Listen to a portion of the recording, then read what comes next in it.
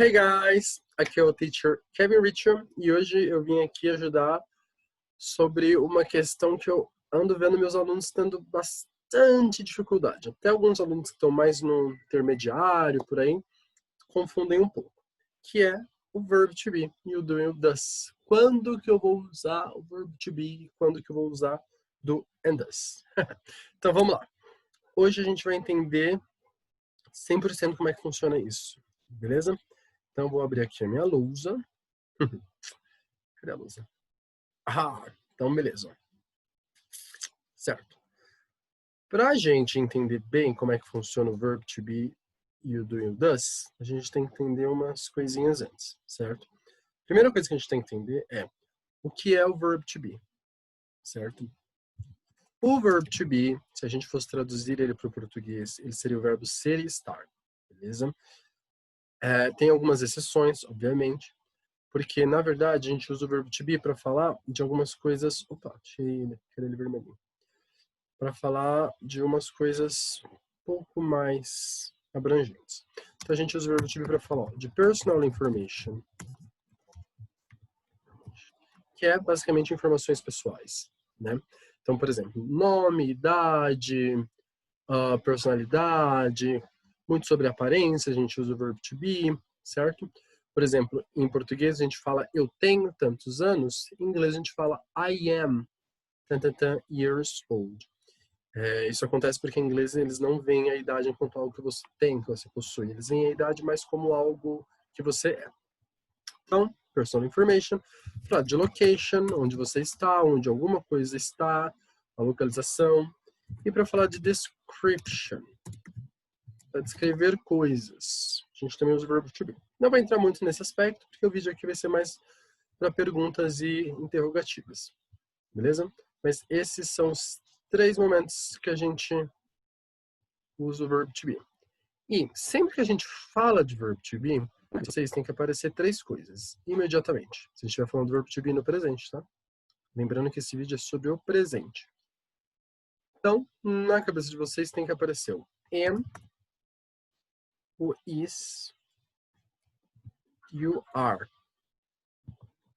É isso aqui que tem que aparecer. Essas são as conjugações do verbo to be, tá? Então, am, eu vou usar exclusivamente para I. Am, vou usar para o pronome I. O is, eu uso para o singular. E o are, eu uso para o plural. Assim, you are pode ser singular também, mas é a única exceção.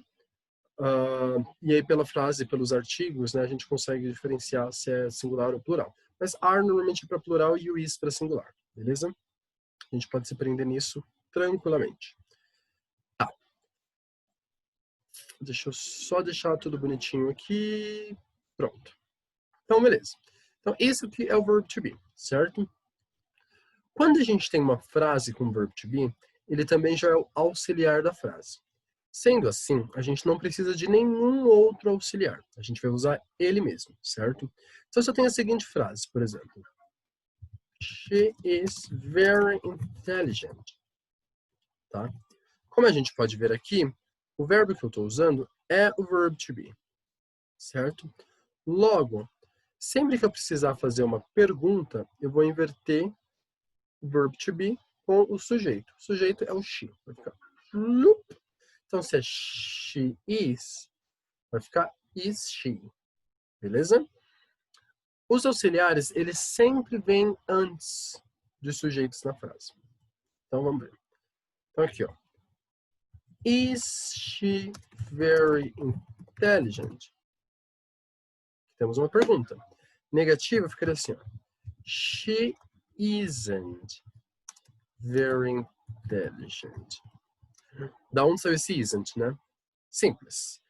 As negativas, gente, a gente vai sempre fazer assim, ó. Vou mostrar aqui para vocês também. Eu vou pegar o is, e aí eu vou juntar ele com o not. Is not. Tudo junto. E aí eu vou substituir o por um apóstrofo. Tcharam!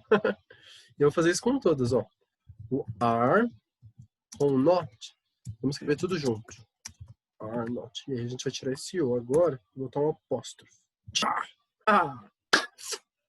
Pronto. Estamos aí, tá? Então, assim a gente consegue formar as negativas em inglês. Vocês podem falar she's not or she is not, também não tem problema. Mas assim é mais comum. Essa contração é bem mais comum, beleza? Então, é assim que a gente usa o verbo to be. Se ele estiver na frase, certo? A gente vai sempre usar ele para fazer perguntas e negativas, porque ele já é um auxiliar, beleza? Mas tá. E o do e o does? Onde é que entra essa galera? O do e o does a gente vai usar quando a gente tem outros verbos, certo? Então, por exemplo, assim, ó, se eu quero falar que você gosta de esporte, eu vou falar aqui you like sports. You like sports, right? Então, aqui, o meu verbo é o like, gostar. Ele não tem nada a ver com o verbo to be, porque lembrando, o verbo to be é am, is and are, tá? Então aqui eu tenho o verbo like. O like, ele não é um verbo auxiliar. Eu não posso falar liked, sei lá. Não dá para colocar ele na negativa. Vou precisar de um auxiliar para essa frase. E os auxiliares do presente são o do e o does, tá? Aqui eu vou usar o do por causa do pronome, o you, beleza? O sujeito é you, eu vou usar o do. Já falo disso. Então, para fazer a negativa, se eu quiser falar que você não gosta de esporte, eu vou falar you don't like sports. Beleza? E aí, de novo, ó, deixa eu só mostrar aqui que o verbo é o like, né? Que não é o verbo to be, por isso que eu estou usando do. Mas aí, de novo, esse tal de don't. Da onde ele saiu? Dessa mesma lógica aqui, ó. Vou colocar aqui no outro canto, ó. Se eu colocar... Essa lousa tá uma bagunça, mas tudo bem. Do plus not. Fica assim, ó. Do not. Escreve tudo junto. Vamos tirar o O e substituir por um apóstrofo? Do not. Don't. Tá? E aí, né? You don't like sports. Se fosse uma pergunta, como eu falei, o auxiliar ele tem sempre que vir antes do sujeito. Aqui no caso do verbo to be, ele já estava presente na frase, então eu invertia. Aqui ele não é presente na frase, ele não está presente na frase. Logo, eu tenho que adicioná-lo antes do sujeito, que é o you. Então vai ficar assim, ó. Do you like sports? Tcharam! É isso aqui, certo? Dúvidas? Tá. É assim que a gente usa o do e é assim que a gente usa o verbo to be. Ok? E o does? Aonde entra o does?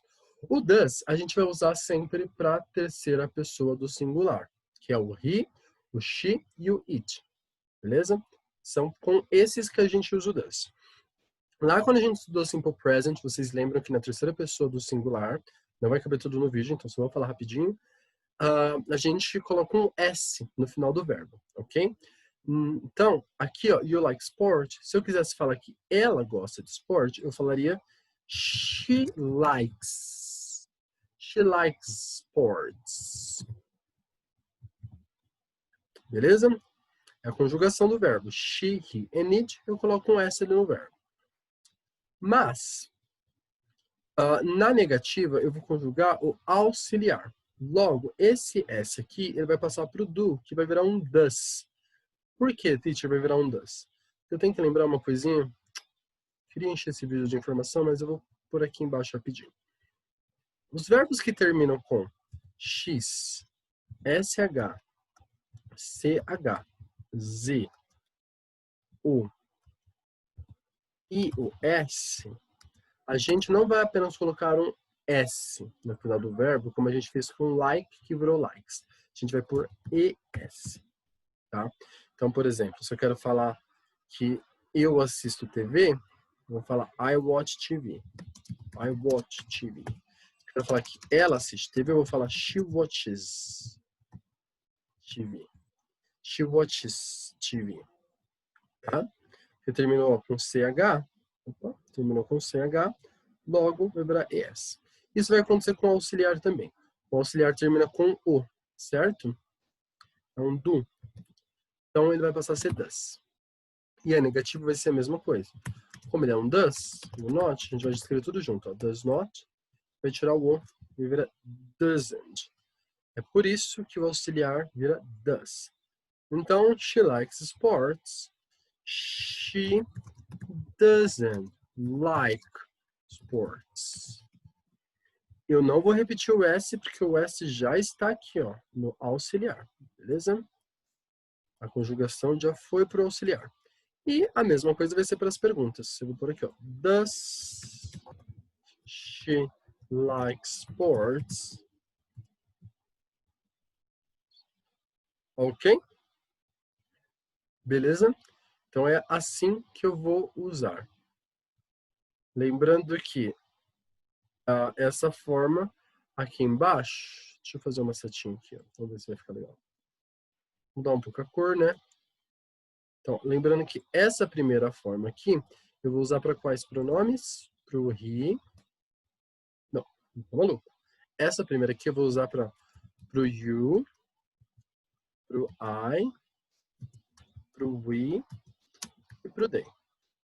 E a forma de baixo eu vou usar para esses outros três pronomes aqui, que eu mencionei agora há pouco, que é o he, o she e o it.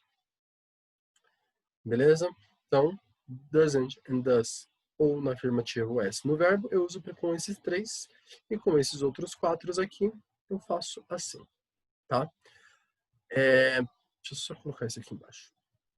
Só para a gente também não ter muitos problemas com perguntas no geral, gente, eu queria colocar aqui nesse vídeo também, rapidamente, meu luzinho tá bagunçado, mas tudo bem.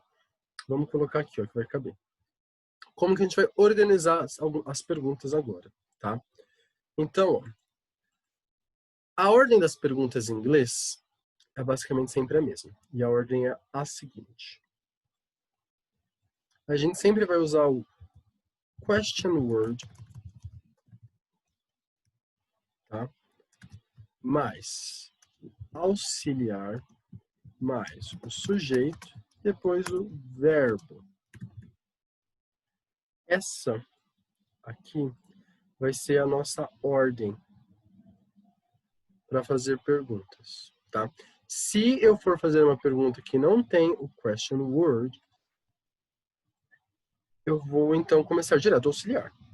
Beleza? E aí depois tem o resto da pergunta, né? Se tiver mais frase, vai. O que são os question words? São os pronomes interrogatórios, que é tipo... em português a gente brinca que são aquelas perguntas do jornalista, né? Quem, como, quando, onde, por quê, certo? Então, quem falou, como falou, quando falou, onde falou, por que falou, tá? Esses são os question words, para perguntas mais dissertativas. Em inglês seria who, when, where, what, which, whose, how, que é o único que não começa com WH, né? Então, esses question words podem também ser chamados de double H questions. Enfim, a gente sempre vai começar com eles. Então, por exemplo, se eu quero fazer uma pergunta assim, what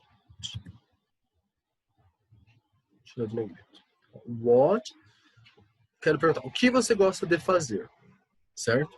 Então, vou usar o what, que é o question word, o do, que é o auxiliar, o you, que é o sujeito, e o do de novo. You like to do, que gosta de fazer, certo? What do you like to do? Beleza? Então, ó, se a gente numerar todos eles, quer ver? Vamos começar aqui, ó. 0, deixa eu deixar negrito, né? 0, 1, 2, 3. A gente tem aqui, ó. 0, question word, o auxiliar. 1, o sujeito. 2, o verbo, na sua forma base, né? 3. What do you like to do? E aí o resto da frase. Beleza? Então, ó, essa ordem tem que estar sempre certinha. De novo, se eu quero fazer uma pergunta que não tem o question word, é uma pergunta de sim ou não, tem que seguir a ordem também, mas a partir do 1. Por exemplo, ela gosta de chocolate? Ou ela assiste TV à noite? Né? Só para a gente trocar um pouquinho o verbo. Então vamos ver como é que vai ficar isso aqui. Ficaria assim, ó. Does she watch TV at night? Does she watch TV at night? Beleza? E ó, se a gente for numerar de novo, vai estar tudo certo. Aqui não tem um question word, mas não precisa mais, ó. O auxiliar, logo em seguida 2, sujeito, 3, o verbo. Opa. E aí o resto da frase. Beleza? Então é sempre assim que a gente faz. Eu espero que esse vídeo tenha ajudado um pouquinho, tá? Tenha ajudado a organizar quando que usar o verbo to be, quando que usar o do e o does. Lembrando que isso aqui também vale para o verbo to be, mas aí fica um pouquinho diferente. Só que daí, qualquer dúvida, eu posso explicar melhor em aula. Esse vídeo é só para a gente conseguir, né, separar um pouquinho quando usar o verbo to be e quando usar o do e o does. E só para finalizar, então, o verbo to be eu vou sempre usar quando eu tiver o verbo to be na frase. Quando a minha frase for sobre ser e estar, porque ele já é um auxiliar. Eu não preciso colocar outro auxiliar, beleza? Não só não preciso, como não posso, tá? E o do e o does eu vou usar para todos os outros verbos do presente que não têm auxiliares, que não são auxiliares, perdão. Como a maioria deles, na verdade, né? Que não são modals. Todos os verbos, então. Que é o like, o what, want, o have, todos eles, tá? Então, sempre que eu tiver um outro verbo no presente na minha frase e não for o verbo to be, daí eu vou usar o do ou does, dependendo do pronome, tá bom? E aí é assim que eu vou montar a minha pergunta, é a partir dessa ordem aqui. Question word, que são os pronomes interrogativos, auxiliaries, subject and verb. Então, o auxiliar, o sujeito e daí o verbo, ok? Alright. Eu espero que tenha ajudado vocês um pouquinho. Qualquer dúvida, vocês sempre podem me perguntar, sempre podem mandar mensagenzinha, não tem problema. E eu vou tentar enviar alguns exercícios junto com esse vídeo para que vocês consigam praticar.